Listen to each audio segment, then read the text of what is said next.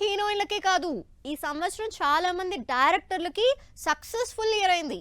చాలా కాలం నుంచి ఫ్లాపుల్లో ఉన్న డైరెక్టర్లకు బ్రేక్ ఇచ్చింది ఈ 2024. చాలా మంది కొత్త డైరెక్టర్లకి లైఫ్ ఇచ్చింది ఈ సంవత్సరం.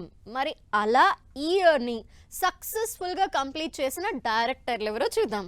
ఈ సంవత్సరం డైరెక్టర్లలో సూపర్ సక్సెస్ఫుల్ గా కెరియర్ కంటిన్యూ చేసింది సుకుమార్. పుష్ప 2తో బన్నీ క్రియేట్ చేసిన సెన్సేషన్ అంతా ఇంతా కాదు. అయితే ఈ సక్సెస్ కి కారణం, అసలు ఆ సినిమాలో ఎలివేషన్స్ కి కారణం డైరెక్టర్ సుకుమార్. ఈ సినిమాతో ఇప్పటివరకు మంచి కథకుడే అయిన సుకుమార్ కమర్షియల్ బ్లాక్ బస్టర్లు కూడా ఇవ్వగలడు అని మరోసారి ప్రూవ్ చేసుకున్నాడు. అంతేకాదు, బాలీవుడ్ లో ఇంతవరకు ఎవరికీ లేని క్రేజీ రికార్డ్ ని సొంతం చేసుకున్న పుష్ప 2 సక్సెస్ కి మూలమయ్యాడు సుకుమార్.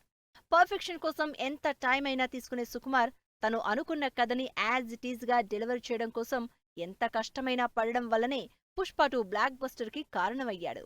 బాహుబలి లాంటి సినిమా బెంచ్ మార్క్ ని రీచ్ అవ్వాలని ట్రై చేయడం అంత ఈజీ కాదు.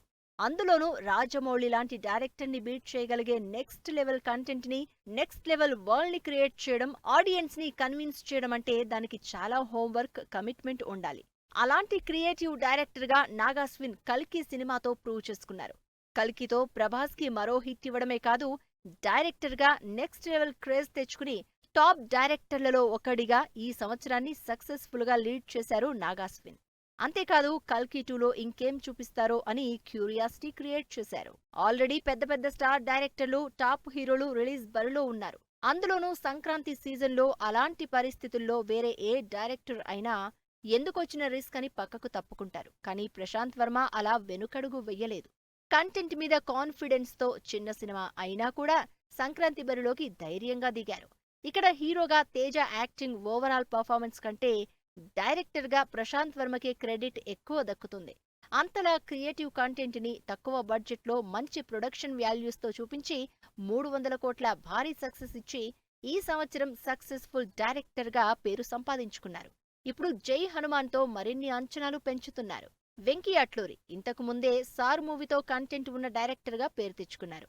అయితే సెలెక్ట్ చేసుకున్న హీరోని బట్టి కథను కూడా మార్చాల్సి ఉంటుంది. అయితే వెంకీ మాత్రం తన సినిమాలో కథనే హీరోగా చేసి ఆడియన్స్ కి చూపించారు.